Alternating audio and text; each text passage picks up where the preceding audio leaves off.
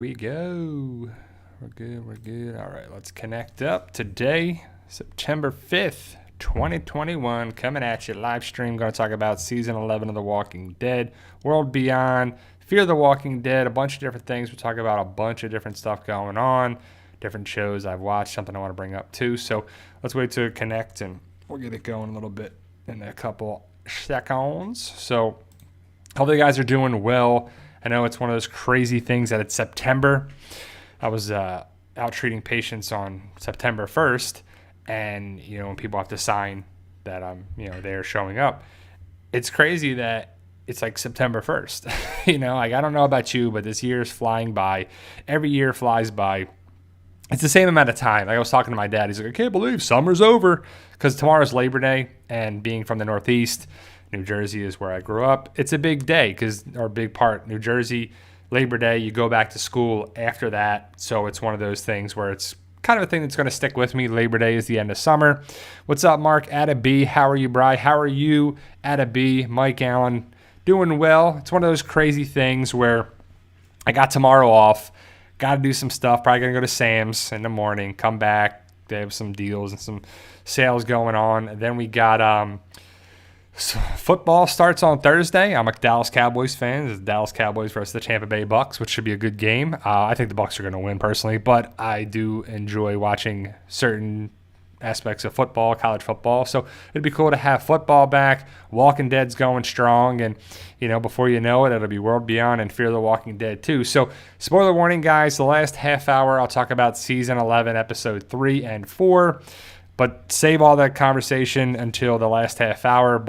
So let's talk about the first 2 episodes of The Walking Dead. And I don't know if I'm ever going to get used to the fact that we're a week ahead on AMC Plus. Well, I guess right now, 2 weeks ahead. Because on AMC Plus, you could have watched episode 4 this morning.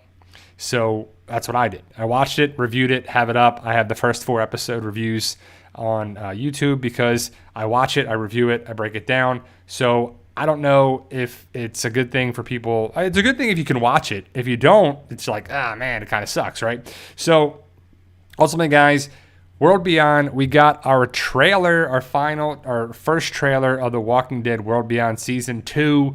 There was a teaser trailer, then we got a real trailer, and I have a breakdown of it. I highlight a lot of big things in it that I'm going to post tomorrow. I made the video, I think, Friday, and I was like, when should I post it? I was going to post different stuff all week. Today, Walking Dead, Monday, Labor Day, I'll post it there too.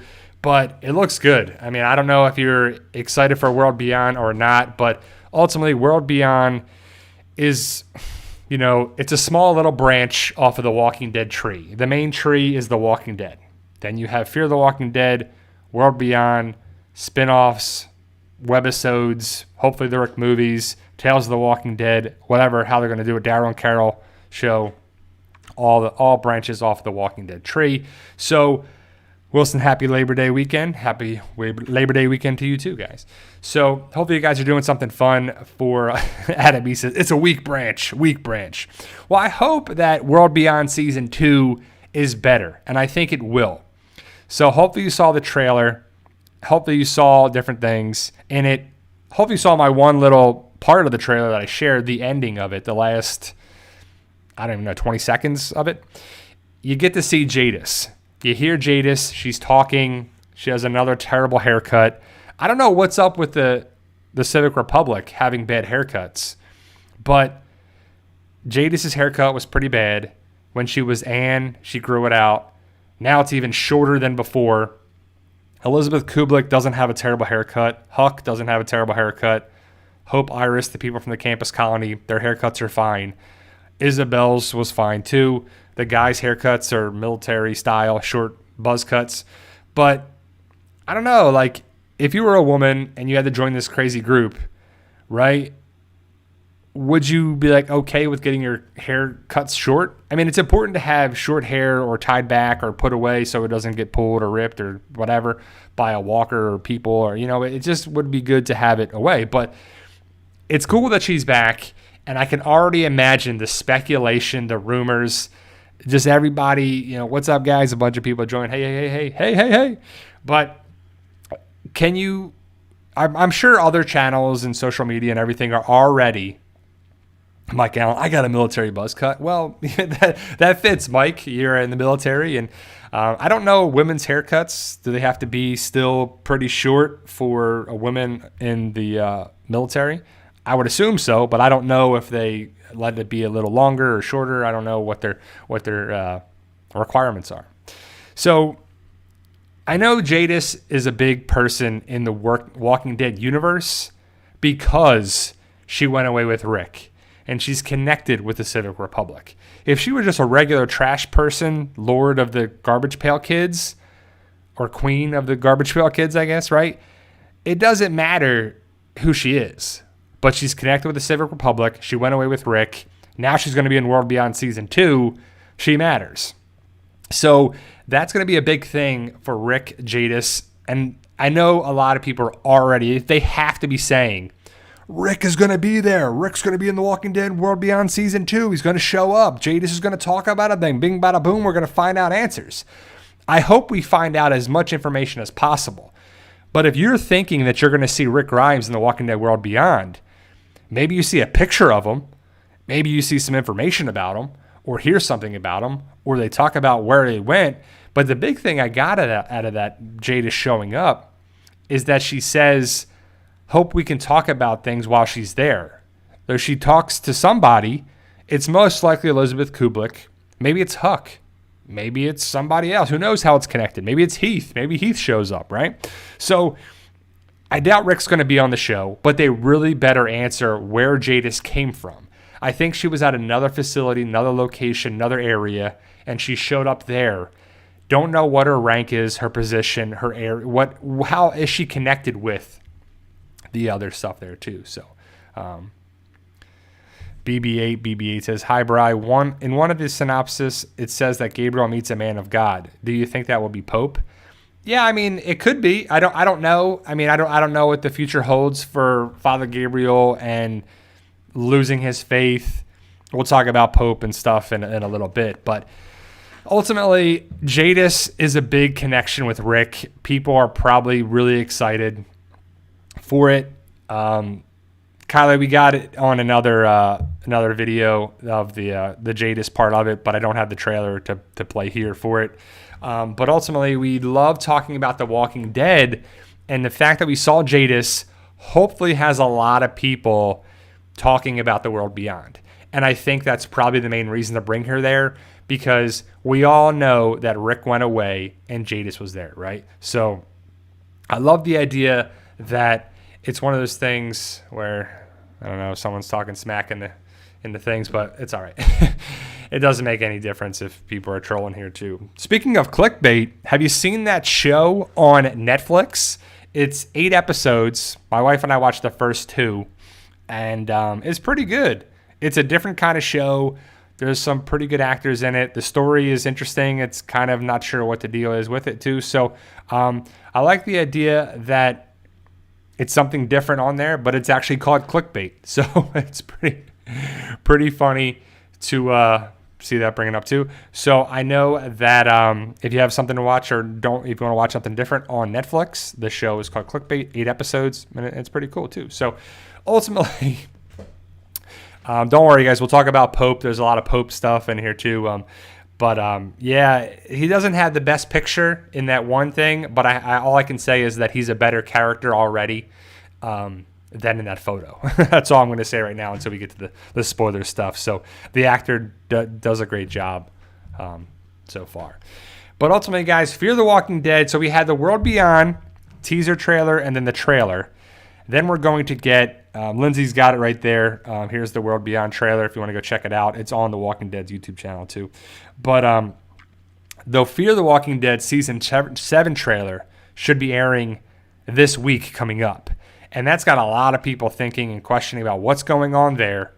Morgan, baby Morgan, Grace, what's going to be happening with Strand, who's going to be the villain, who's going to be this, what's going to happen with Season 7, some major crossroads, connections, ups and downs, Isabel, CRM, how it ended, where's it going. It's just going to be a lot of good stuff. I think Season 7 could be awesome. Season 6 was really good, one of the best seasons for sure. It's definitely one of the top 2 seasons of it. It's season 3 and season 6. And then the rest are like, I don't know about the rest of them, right? 18 Bay Q&A. Hey, Brian, will you get another crossover, maybe World Beyond and Fear, or maybe World Beyond and Walking Dead and Fear? So, yeah, that's a great question. I don't know how you would have a crossover with The Walking Dead, because we have the Reapers, that whole story arc, the Commonwealth, that whole story arc, and then I really don't know where it ends. I don't know how it's going to end, how's it going to connect. Fear the Walking Dead doesn't fit the timelines. It really does not fit at all to have any of those characters coming to The Walking Dead. As we're going into season 7, it's still many years behind The Walking Dead timeline. World Beyond and The Walking Dead are very similar, if not right on the same timeline. They're very close. So that could happen. I would love for Jadis to be the connecting point with all the shows. She's a Walking Dead person, so why not bring her back in the 3rd part of The Walking Dead? And I think that's the most logical person to connect. Rick, Michonne, I would love for them to show up. Don't get me wrong. I want them to show up in the final season of The Walking Dead, especially Michonne, especially Rick. Both of them. It doesn't matter who. If one of them showed up, I'd be fine with it because I love Michonne and Rick's a great guy and I want to see him show up somehow, some way. But the fact that we're still getting the movies, as far as I know, we're still having the Rick Grimes movies. So that should still be a thing going forward with the Rick Grimes story, the 3-part series movies, the trilogy of the Walking Dead movies. Has it effect with Michonne, Morgan, Fear the Walking Dead, World Beyond, Jadis, Judith, RJ, Daryl, Carol, that spinoff? We just don't know. They're trying to get the script right and trying to get this scrap, right. But Andrew Lincoln evidently is filming. He's part of some anthology of a show. He's doing other stuff. He's doing other projects. So is it Andrew Lincoln? Is it the writers? Is it the script? Is it Walking Dead, AMC, showrunners, Andrew Lincoln, both? Is it multiple things? I don't know. ESS says, asks, will Michonne be in the movies? I hope so. If Rick and Michonne aren't reunited, without, Judith, RJ, Rick, Michonne, if they're not reunited somehow, some way, it's going to feel, I don't know, disappointing, frustrating, irritating. Like, it's just going to be a lot of negative things if that doesn't happen. Are we going to have a great ending, a rewarding, satisfying ending somehow, some way? I hope so. I don't know how you're going to have an ending of the main show, but then continue on with Daryl and Carol, the movies, spinoffs. Like, it's not the true ending, right? Like, how are you going to, like, The Sopranos? It was 5 seasons or 6 seasons, I think 6 seasons, and it ended. And now we're getting a Sopranos movie in just under a month. I believe it comes out in theaters and HBO Max at the beginning of October. But it's a prequel story with other characters that we met. Like, we're going to see Tony Soprano, but as a kid, a teenager. We're going to see other characters that we saw, but we're going back in time, not forward. So to me, it can work. When stuff plays with timelines and too much thing going around and this connection, that connection, this show, that show, it can get confusing. So how can they do things? What are they waiting for? My best guess for the Rick movies, I still think they're still happening. I hope they still happen, right?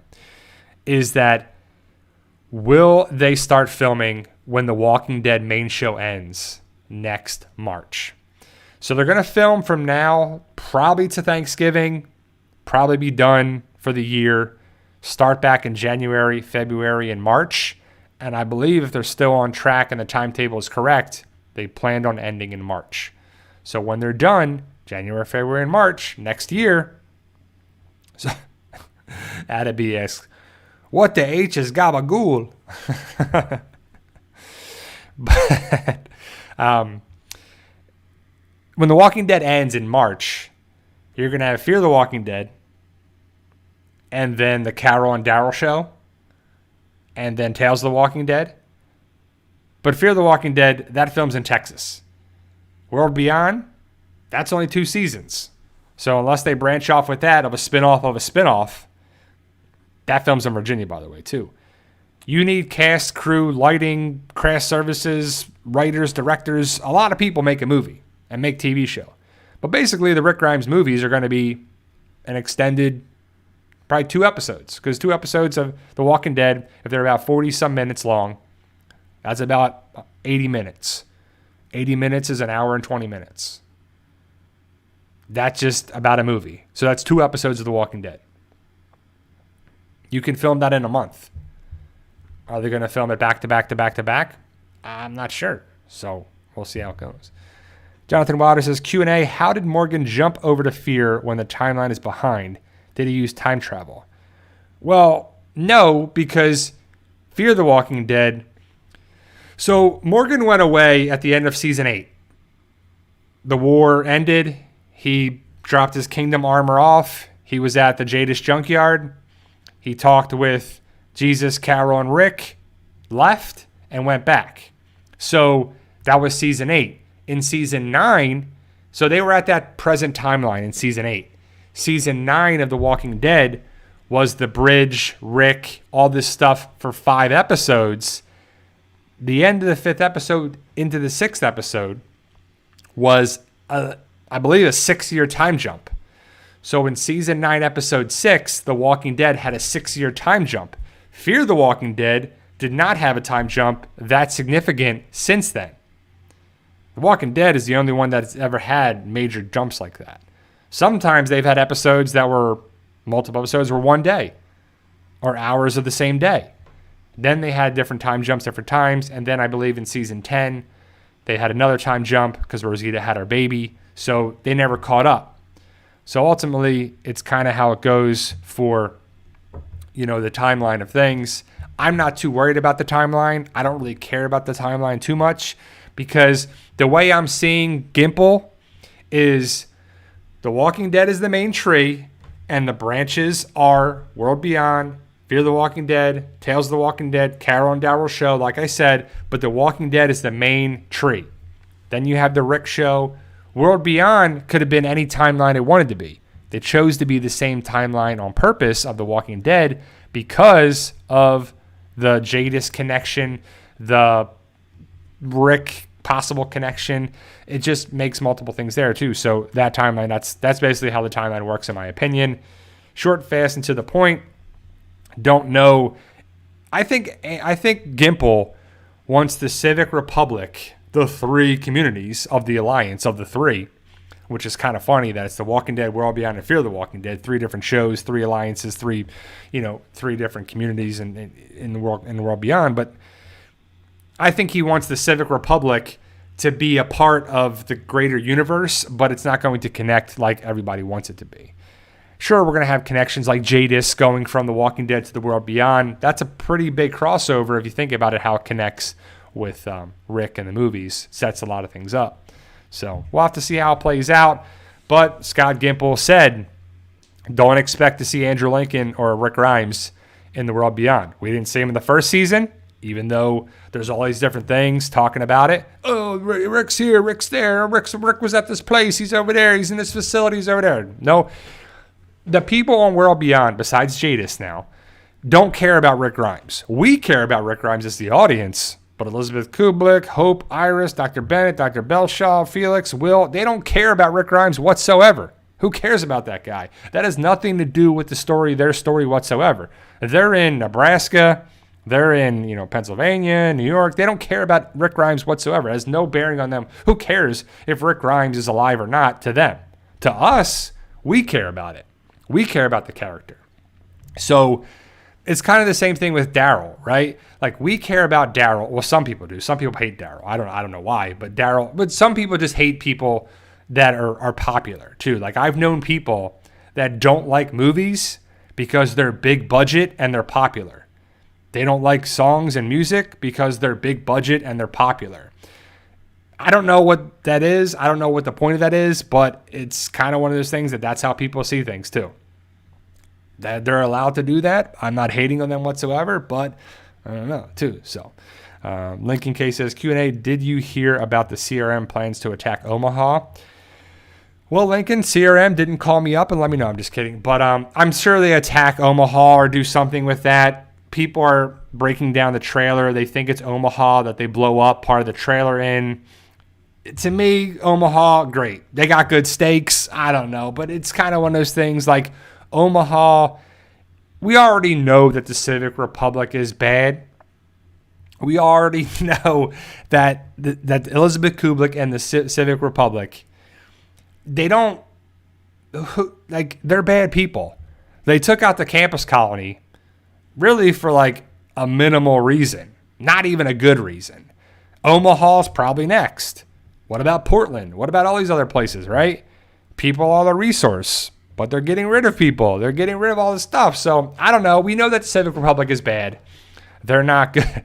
They're not good. I don't know. It's one of those things that the Civic Republic is a villain, and we don't need to know how much more of a villain they are because they're the last light of the world, and they think they're doing good, but they're doing bad. And I think Dr. Belshaw is going to flip against them. Dr. Bennett is going to go out swinging and do some big things. Huck's probably going to flip against them. So if you have Dr. Belshaw, Dr. Bennett, Hope Iris, Felix Will's group, Silas, Percy, the other people that are with Silas, Elton's girlfriend that we get to see in the trailer, maybe the CRM guy that doesn't understand why they took out the campus colony people, and any other people, they can rise up against the Civic Republic. Sure, they have 200,000 people, but what if their military is only 10,000 of 200,000? They can't take out 190,000 people, right? You have the council, but they're probably terrible. They're probably not good at all. Sure, they have helicopters on, they can fly away. Good for them. But if you take over the facility, you can use walkers to your advantage. I think you're going to have that too. So I like World Beyond. It's a good show for what it is. It's not the world's best show, and yeah, it doesn't hold a candle to The Walking Dead and even some aspects of Fear the Walking Dead, but it's still good. And I do care about some of these characters. You know, not everybody, but it does make a difference what's going to happen with the story. I think Jadis, I really hope Jadis, sorry, we're really talking about World Beyond a lot here, but I hope Jadis really has a big part. It wasn't like trailer, like clickbait, right? Hey, check out Jadis because she's here, and is she only in the season for like 10 minutes? And is that it? And you're like, that was a waste. It was just to pump it up and get people excited. It's probably not going to be the first episode because if you give Jadis away too quick, people are going to be waiting now and waiting and watching, and they want you to watch. They want you to check it out. So I really hope it's rewarding, and I really hope they make sense of what Jadis is there for. Does she connect with Rick with a pretty big way? I hope so. Does she mention Heath, the person she traded away? I hope so. I hope it makes sense with the A's and B's and all the stuff too. So we'll see how it goes. Jonathan Wilder, great question. Q&A, what was your first impression on Stephanie? Why I thought she gonna be a super hot model. Stephanie is a character in the comics that plays out the same way so far that Eugene talks to a woman over the radio. They talk, they like each other. Eugene goes to the Commonwealth. There's no like interrogation, go into the train car, bang on the door, it slides open, and Stephanie's there. It's when Eugene goes into the community, there's a woman yelling for Eugene, and it's Stephanie. Stephanie in the comic is an African-American woman. She wears a wig to kind of hide the fact of her hair. It's different. I think this woman is Stephanie. I think she could be a Stephanie, but she's not the Stephanie that Eugene was talking to on the radio. And I think that they're trying to mix it up a little bit. Either she's connected with Mercer and level 2 processing, like the auditors kind of thing, or she is connected with the real Stephanie. Because if you know the channel, you already know that we talked about Margot Bingham, and she's not the woman with the red glasses looking like Lisa Loeb is not Margot Bingham. That's a different actress. And I think that we're going to see the real Stephanie that was talking on the radio. I don't know how this fake Stephanie, I don't know what to call her, Lisa Loeb Stephanie, fake Stephanie, is either she's trying to get information out of Eugene or she's trying to help the other Stephanie or somehow, some way. But we do know some things are going to happen with Eugene and that Stephanie. They're probably going to get in trouble, and I can't wait to see how it goes down too. So I do like the idea that it's something pretty cool going on for the show that could be a little different. And I think there's going to be some stuff going on with the Commonwealth. Like the Commonwealth, kind of like the Civic Republic, they're going like anything, right? If you have a leader and you have a leader that's in charge of a community or a group or a job or a business, they can lead in different ways. They can lead with an iron fist, or they can lead and be nice. They can make you fear them, make you love them, whatever you think. It's different things. You have usually a president, a vice president, managers, you have different tiers of people. And you have different classes of people. You have people that are, lower class, middle class, upper class, different jobs, different roles in the community and in jobs. And I think the Civic Republic is kind of a similar way to the Commonwealth. I don't know how they don't know each other. I hope it's not glanced over. I hope it's answered. But I do think that the people at the top, like Pamela Milton, like the council on the Civic Republic, I think they're going to be the people that are going to have to deal with a revolution, people that are tired of things. Like if you say you're like a blue collar, middle class worker, and you're working your butt off day in and day out, and you're not getting anything that you feel you deserve. You're not getting notoriety. You're not getting any perks. You're not getting any benefits. You're not getting there. You just come in, do your job. You're thought of as, just replaceable, expendable. And if there's enough people doing that, they're going to turn against upper management. You're going to lead a revolution. It's a zombie apocalypse, right? There's not like, hey, there's going to be laws. But if you have enough people, I think Mercer could be on the side of the revolutionary side too. So it's just like, I just feel like that. Like, I feel like Mercer is going to be I think we're going to love Mercer. Like, I already do. I think Mercer is going to be a great character. I think him and Eugene are going to be like kind of friends, but he's going to be really good friends with Ezekiel. Maybe he and Princess have the comic relationship, the romance. But Mercer is going to run the Commonwealth soldiers.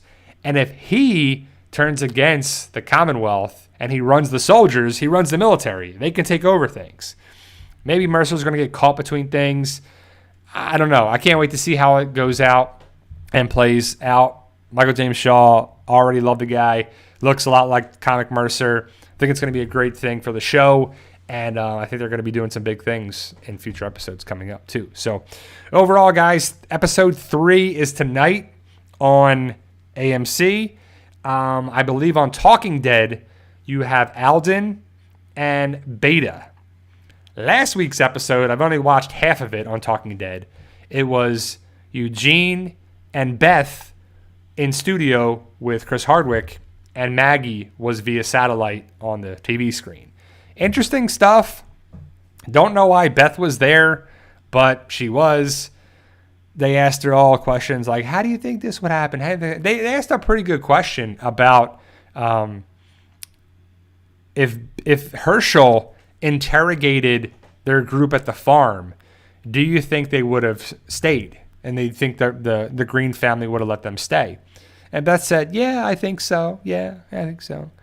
But then Eugene said, or Josh said a good thing. What about Shane? You think Shane would have stayed there? And then Beth said, well, we didn't know he was crazy. He didn't get crazy till later when he shaved his head and stuff there. It wasn't right at the beginning, but it was kind of early on. It was in the first part of the season. But it was a good question.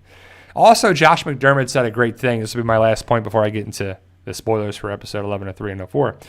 But he said a great thing about when he was in the holding cell by himself. He was making a shiv in the piece of wood. And it was the kind of same thing in Terminus when he was in the train car. He's the only person in that group of 4 that was in the train car at Terminus. He's not the same guy he was in that train car at Terminus so many seasons ago. He's relying on himself to stay alive. And he was scared and he was doing that. But he was willing to fight and willing to do stuff. So it was great. It was great to see that too. Love Josh. Josh is always great. He's a hilarious guy. If you ever get a chance to meet him in person, he's just awesome. So, all right, guys. Spoiler warning for 1103 and 1104. Let's talk about 1103 first. Hit that subscribe button, like, share, subscribe, donate, any of those things if you want to help out. That's always good. 2, so 1103 is a good episode. It continues a lot of darkness. The first 4 episodes, there's a lot of darkness too. Like literally, it's dark. It's hard to see things because it's at night. They're in the woods. They fight the Reapers. We lose a lot of people in the episode. So in 1103, we lose Duncan, Agatha. I'm blanking on the other people now. Cole and Elijah kind of gets kidnapped. He kind of gets a rope around his neck and pulled away. And Alden is injured, but we're not sure, what happens with him because he's at the end of the episode. The episode really focuses on Gage. Well, that was 1101 or 1102. We lost Gage in, but 1103. So we're kind of losing the smaller no-name characters, but 1103 focuses on Maggie, Negan, and Alden a lot. Father Gabriel as well. Father Gabriel takes out a Reaper who is wounded, and he didn't get much information out of him. I kind of wish I would have seen that, but he has an ice pick in his leg. Father Gabriel does, and he's like, I forget what he said. He's like praying or talking himself up, and then he rips out the ice pick in his thigh. He chases the Reaper down that's injured. He talks to him a little bit. They talk about faith and this and that, and then Father Gabriel kills him. Agatha is actually the person who gets bit in the arm, so you'll see that today. That gets answered.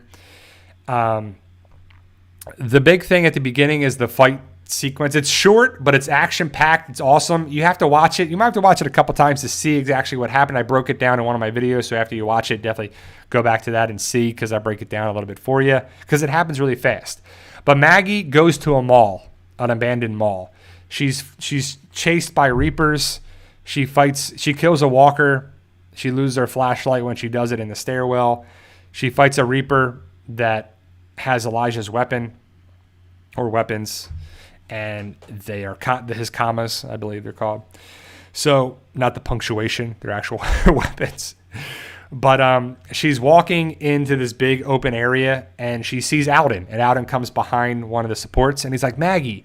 And then he gets tackled by a Reaper, and Maggie fights off another Reaper.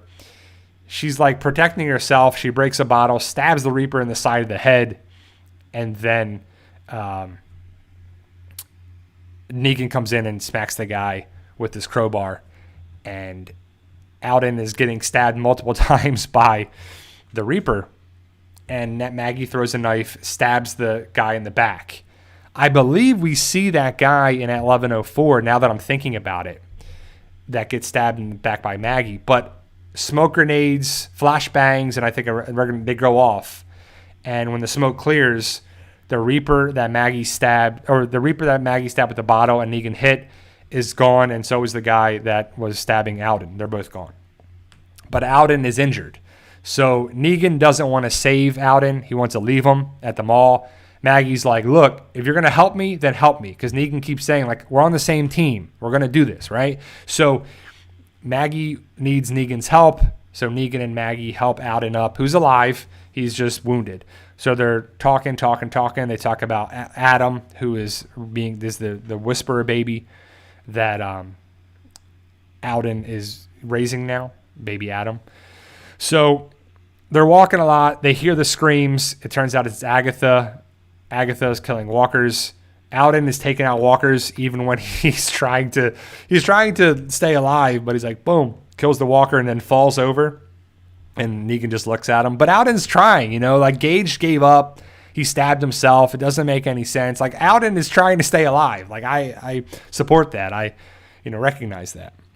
They come across Duncan. Duncan was shot with an arrow in the back and stabbed with knives, throwing knives multiple times, or cut, whatever you want to call it, by the knives. He's dying. Maggie says goodbye to him and then stabs him in the back of the head like Carol did to Lizzie and Mika's father at the prison. So Agatha joins them. It was Agatha all along. Agatha, Negan, Alden, and Maggie, they're walking in the woods. They're still trying to get to the place where Maggie has the food. They don't make it, but they're trying to go around there. They get surrounded by walkers. Agatha gets swarmed by walkers. She gets bit. Maggie tries to run and save her. Negan grabs her and pulls her out of there, saves her. Alden kills a walker, falls down, but Agatha gets swarmed. It's a lot like Beatrice in season 10, episode 16, but so now Agatha's gone. And also Cole lost his hand in 1102, and he gets his throat slit by the Reapers, so he was killed at the beginning of 1103. So just made me remember that. So Alden, Negan, and Maggie, they're walking, talking. They come across an abandoned house, but it's a church. And you see the cross on there. It's a wooden cross. They go inside there. They talk. Alden says, "You know why I left you, Negan, or where I didn't stay with Negan and the Saviors? Because he really wasn't a savior. He just happened to be there, and he came across with it, and he left the first chance he could. And he's glad he did, because he got to work with those people, and he likes Maggie, and he liked being at Hilltop better than being a savior. But it was kind of a cool thing that he finally talked about it. So he never really bought into the sanctuary. They go into the church. Reminds me a lot in season 6, episode 9, with Glenn and Enid. Negan finds a Bible, throws it up on the top of the thing. They talk about what to do. Maggie basically convinces Negan to give up some supplies. He gives up his knife. They leave it for Alden. They're going to leave Alden inside the church. Negan puts one of the pews in front of the one door. Negan walks out. Maggie says goodbye to Alden. I think Alden jokes like, "You better come back." And then Maggie's like, "You better be here when I come back. You better be alive when I come back." They shut the door, locks it. Alden puts the other pew in front of it. He sits down there and kind of passes out. He's still alive, but he's struggling. Maggie and Negan walk in the high grass. Negan kills a walker with his crowbar. There's like brains on it. Maggie looks at Negan, and it's Negan and Maggie alone in the woods, trying to go to the house that has the supplies. And that's how the episode ends. So it's a good episode. I really enjoyed it. It's, all 4 episodes have been really good there too. Don't know what's going to happen with Alden. I theorize that he's going to get killed by the Reapers and he's not going to make it. But we'll have to see. And also I said before, the Father Gabriel was wounded. He comes across a Reaper and kills the Reaper. So 1104 starts off with Daryl. Daryl is the guy. He was in the woods with everybody. And you have to look at it. A knife flies by his head. And now this, at 1104, is the Daryl story, what happened after the woods. So he sees a Reaper. Him and Dog go after the Reaper in the woods. They come across this building. I don't really know where it is. It's at night. And Daryl stops by the side of the thing, picks up a brick, throws it over, and hits something inside the building. The Reaper goes inside. So then Daryl and Dog hop over this little thing and go into the woods. As they're in the woods, I believe the Reaper that he was chasing catches up to him. Daryl throws his crossbow at the Reaper. They fight. He swings with knives. They do all this. You hear Dog barking the entire time. He ends up bites the Reaper. The Reaper freaks out, picks up Dog, and throws him in the woods. And that's when Daryl screams, "No!" So he doesn't die. In the trailer, there was misinformation. People were like, "I can't believe Dog dies." No, it was a trailer. It was misdirection, misleading. It didn't happen. Dog doesn't even get wounded. He gets thrown into the woods. Daryl, freaks out. He gets up. There's 3 other Reapers that come behind Daryl. One of them turns out to be Leah. He grabs his knife and throws it at the Reapers, and then he runs away in the woods. The next scene starts. It's night, turns to day. You see that Reaper with the red mask on there too. So I'll talk about Frost in a second, Lincoln. He's in the episode. He's not dead, and he's not a Reaper. He's beat up. He's tortured. He's beat up really good because he's captured as well as Daryl. But Frost is captured differently than Daryl. So it's daytime now. We see the person in the red Reaper mask. It's Leah that we kind of knew. She sees Dog. Dog's by himself, like smelling around and doing whatever. Daryl comes across or kills a walker, cuts it open, puts the walker guts and blood all over him.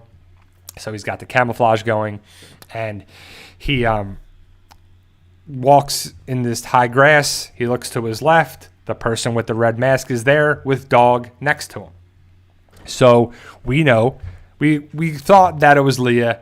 She takes off her mask. It's Leah. Leah is with Dog. They talk about things. I thought I'd never see you again. I see you again. Daryl says, same here. So, sorry, this is 11:04 now. So 11:03 is the episode I ended there with Maggie, Negan, and Alden. That's 11:03. 11:04 I'm talking about now. That's Daryl. That's Daryl, Dog, Leah, Reapers, Pope. That's 11:04. I'm talking about now. Sorry about that. But 11:04, Leah standing there with Dog, takes off her mask. Then we got Daryl looks at her. They talk. Daryl's like, yeah, I don't know those people because Leah was watching them. So Daryl lies and says that he doesn't know Maggie and Negan and those people at all. I just found them on the road. I walk by myself. No one else is here with me. He travels light. It's just him and Dog is what he's trying to portray. He's trying to protect everybody. So Leah picks up her double-barreled shotgun, points it at her, points it at Daryl. Daryl's like, look, let me just take Dog and let's go. But Dog's not leaving her side. He's like, come on, let's go, come on. And Dog is staying there with Leah.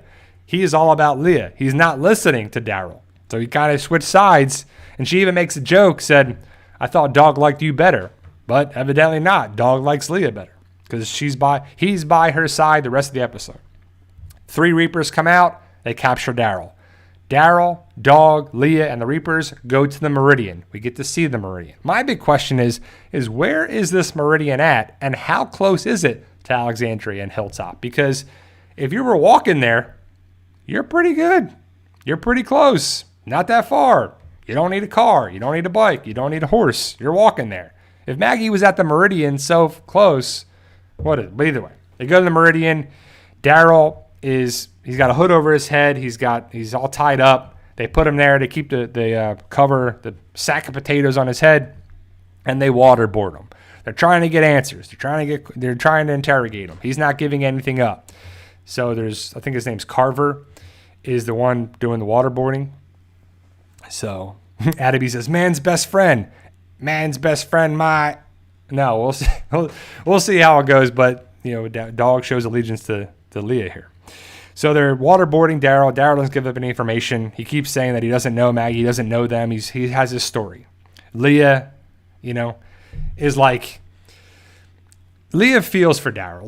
Leah still likes Daryl. And so then Leah is trying to convince Pope and the Reapers that Daryl is good. Daryl's going to be a person we need on our side. We can trust him. We need him on our side. We need people. They only have 15 people. Daryl counts them as he's coming there, doing his due diligence and his, intelligence.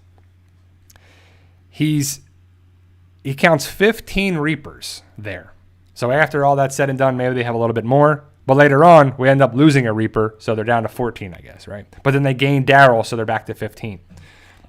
So Daryl gets taken to a jail cell away from the waterboarding. He's thrown into a jail cell again. It's a lot like the Sanctuary. Negan, there's no easy street. There's no torture with the music, but it's waterboarding instead. So Daryl's in the jail cell. You see the picture from the trailer with the crates on with the metal, fencing thing. He's locked up. He's got his hands tied up, and he looks across the way. There's another jail cell or holding cell, and it's Frost. He's beat up, and Frost sees Daryl, but Daryl's trying to portray this image. He doesn't know Maggie. He doesn't know those people. Yeah, I don't know them. Yeah, I traded a bag of grain for this. I don't know. Whatever your problem is, I don't know what you're doing. I'm not involved with this at all. You get it? And Frost is like, yeah, I got it. So Frost understands what Daryl is doing. But Frost is tied up. He's a prisoner. He's this. He's not a Reaper. Some people thought that, and I bought into the theory too. I could see it either way. They went that way or not. They do use the traitor Reaper stuff like that. So maybe it's Elijah. Maybe it's not there. It's probably not there. But either way, so Daryl's there talking to Frost. Then Frost is taken away to be interrogated. He comes back. He's all beaten up and punched in the face, and he's not looking too good. But he's alive. He's in the jail cell, the other jail cell. So Leah comes back and she says, "Look, you got to tell me something, Daryl. You cannot do this. You got to be, saying these things." And they basically break it down as Daryl cares about Leah. Leah cares about Daryl. So it's one of those things where Leah wants to protect Daryl. They talk about, Daryl says, "I came back for you. You weren't there."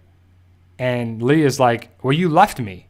I found these people and they became they're my family." So she cares about Pope and the rest of the Reapers. She has the tattoo on her arm, and so does Pope.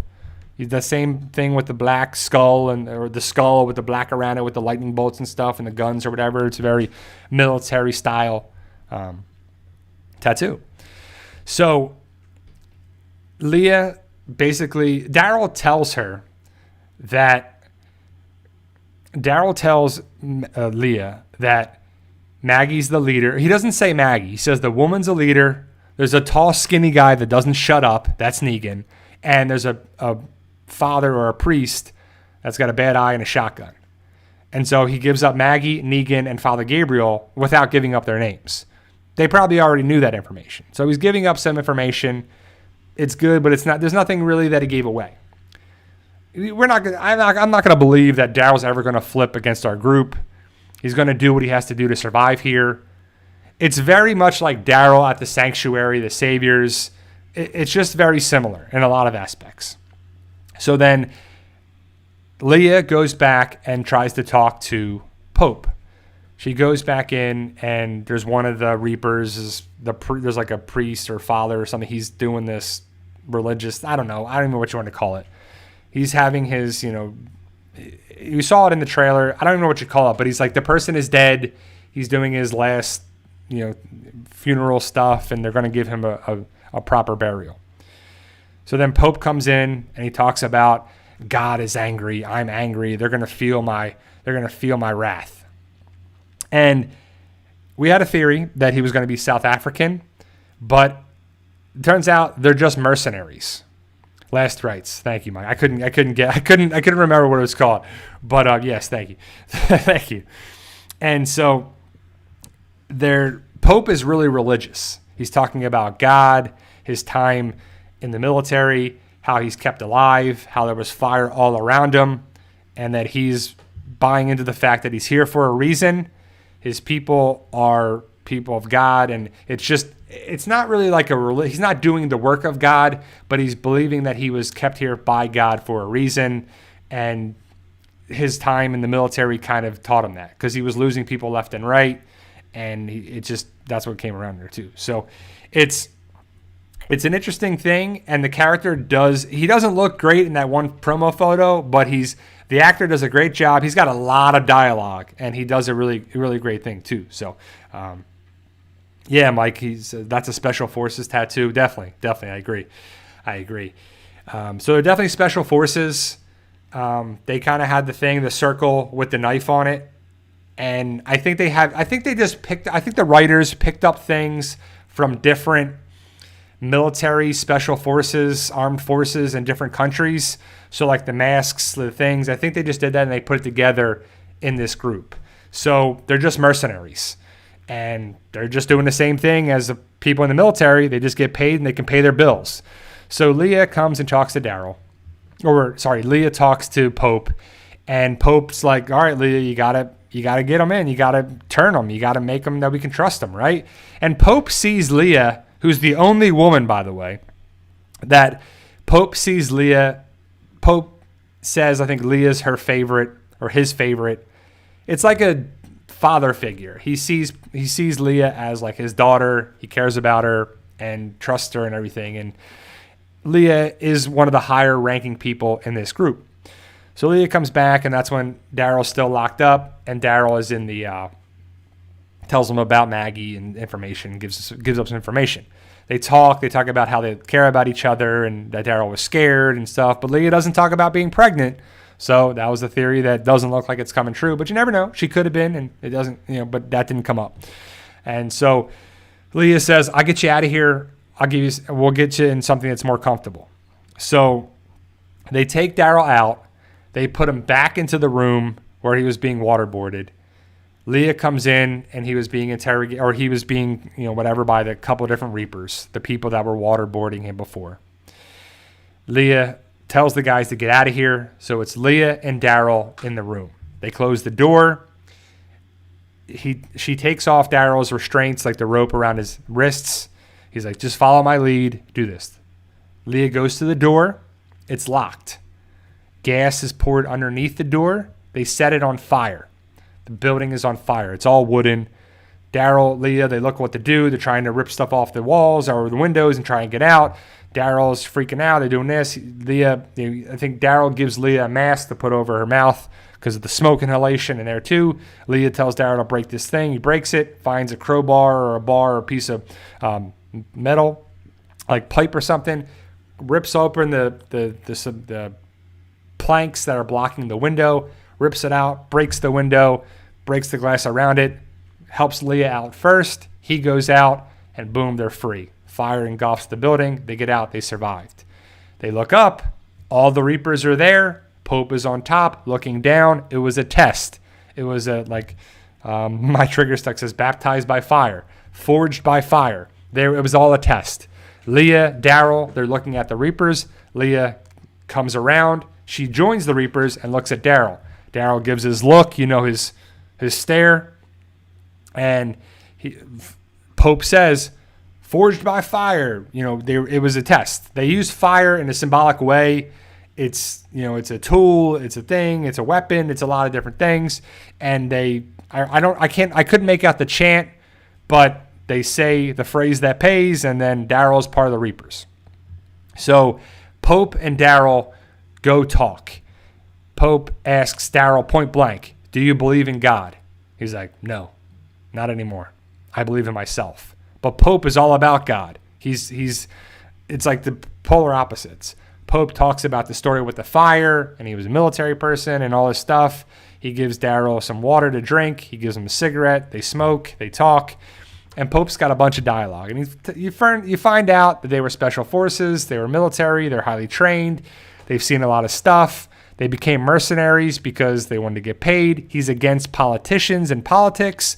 So basically the opposite of Pamela Milton and the Commonwealth. Are we going to have a showdown with the Reapers and the Commonwealth? I would think so. The Commonwealth should mop up the Reapers because they have so many more soldiers, mercer, weapons, armor. That's what I see happening. We don't see that here, but I think that's where it's going towards. Pope buys into Daryl being part of the group. So Daryl and Pope come down outside. Everyone's by the fire. Dog is by Leah. And again, Leah's the only woman. They're all talking. They're eating food, and they get something to eat. Pope comes over to this one Reaper. I believe his name is Bossy. And you don't really pick that up in the episode, but I believe after the episode, Angela Kang said it's Bossy. They talk about things, and Pope says to the guy, yep, this guy right here, he carried his dead brother 10 miles, like his Reaper, his teammate. 10 miles. What a guy. He's putting all this emphasis on this guy. And you see that something's there, and he's like, oh, your wound's okay? And in his back, he was wounded in the back. And it made me think, is that the same guy that Maggie threw the knife at, and he was stabbed in the back? So it could be the same guy. I can't tell because the guy's wearing a mask and whatever, but I believe it's the same thing. And Lindsay says Bossy and Turner. Turner's the guy that died, and that was actually Leah's good friend. And I'm guessing that's the guy that was stabbed by the bottle by Maggie and then hit by the crowbar with Negan. And I'm guessing those are the two Reapers in 1103 that we see there too, is what I kind of got out of that, the kind of right now after the fact after watching it. So, and Maggie threw a knife and it stabbed the guy in the back when he was stabbing and fighting with Alden. So the guy was just fighting Alden, and Pope took it as you turned your back when the fighting was there, you turned your back. And I don't know this. I'm just guessing what it was, but I'm guessing that's the same guy. So this guy looks terrible to Pope. Pope sees Bossy as the guy that ran away when the fighting was there. You shouldn't be wounded in the back. You should be wounded in the front because you're running towards the fire, towards the fight. So then there, Pope grabs him and throws him into the fire and steps on his back. And Bossy, the guy who's being burned alive, is like, and he dies. So I don't know about you, but if I was thrown into the fire, I'd be trying to get up out of that as quickly as possible. I'd be throwing my legs, flailing around, trying to get out of the fire as quickly as possible. But either way, Pope steps on his back, holds him down. Reminds me a lot of when Negan did with the doctor. Throws him in the fire. Literally, threw him in the fire. He burned Dwight's face, burned the other guy's face. So it's very similar. Pope is a villain, bad guy. He killed his own guy. And he says, we don't run away from the fight. We run to the fight. We run to the fire. We run towards things. And so you get to see that Pope is kind of crazy. Everybody's okay with it besides Leah. Leah's like, oh my God. Like you're trying, and Daryl's just like, what? What is going on here? These guys are crazy. Leah, you can see it bothered Leah, but not the other people, the other guys. And Leah's the only woman. Daryl, Leah, the Reapers, Pope looks at Daryl, and that's how the episode ends. And then we see next week that we're going to see the Commonwealth, Eugene, Stephanie, Aaron, Hilltop, Jerry, Alexandria. We're going to see and the Whisperer skin mask. So I think there's Whisperers at Hilltop. That we'll see that next week at 11:05. So, 2 weeks if you're 11:03. So 2 weeks on AMC, 1 week on AMC Plus, and that's how it ends. So overall, it's a Daryl, Dog, Leah, Pope, Reapers episode with Frost beat up and captured. No Elijah. Don't know what happened with him. So overall, it's a little slower episode, but it's good. I mean, it sets the tone with Daryl, Leah, Pope, the Reapers. So it's pretty cool. Yeah, it's pretty interesting. And it doesn't make a lot of sense and connections with the guy that was seen in season 10, episode 17, because he had no black on, he had no mask on, he had a ghillie suit and different things. So I don't know if he was a misstep for the Reapers, if he was a mercenary of a mercenary, an assassin. I don't know. So Pope doesn't find Sonic like Dr. Robotnik, but the actor does a great job. I just think he's an American that's trying to pull off a southern accent. I don't think they're outside the United States, but I do think they're special forces that return into mercenaries that have a lot of skills that are, very militarized. So this is our first group that was kind of, a military group, which is pretty cool too. So, yeah, Lincoln, he did say Pope marked you. So that was our connection with Pope and the Reapers. Then he blew himself up, but he wasn't wearing black. He was rocking a ghillie suit. He did have tactical gear and weapons, and he had a lot of big stuff, but it's either way, he's gone, and it kind of was cool to see the connection. But, it set things up for this season. Angela Kang did say that Leah was planned all along, so they got to do that whole story with Daryl, Leah in season 10C that came back around in season 11, episode 4. So we only had to wait 4 episodes for Leah to come back around. So, and I believe her last name is Shaw because they call her Shaw. So I think her name is Leah Shaw because they really kind of use last names like Carver, Bossy, Turner, Shaw. That's what they say too. So I like the idea of the Reapers. I think they pulled it off pretty good. The Pope being a villain aspect is definitely there. They set the tone, just in case you didn't know, like he killed his own person, his own people. He doesn't mess around, and he's got kind of a crazy outlook on life. He didn't mention why he's going after Maggie, or didn't mention Maggie at all. So maybe next week, maybe 2 weeks. I'm not sure, but it looks like next week from the trailer, in 11:05, it's Commonwealth, Stephanie, Eugene, Aaron, Carroll, Jerry, Hilltop, Alexandria. That's all you see in the trailer. So overall, it's a good episode. Another good episode. Season 11 is really good. All 4 episodes have been great. And yeah, Adam Parker asks Q&A, do you think the CRM is the biggest and most powerful group out there, and do they have ties to the Commonwealth? The Civic Republic is definitely the biggest. The CRM is the military of the Civic Republic. So if you have 200,000 people, that's a pretty big group. That's a huge group anytime, let alone in the zombie apocalypse too. And I hope there's a connection with the Commonwealth. I don't know how the Commonwealth and the Civic Republic don't know each other. It would be kind of crazy if they were part of the alliance of the 3. It would make sense, right? It would be interesting to see if the alliance of the 3 and one of those parts of the alliance is the Commonwealth. So there you go, guys. That's my hour. It went quick. It always does. I'll be back next Sunday to talk about 11:04 again and 11:05. I kind of like talking about 2 episodes in the half hour, the last half hour of it. Overall, guys, enjoy tonight's episode, 11:03 if you haven't seen it, on AMC.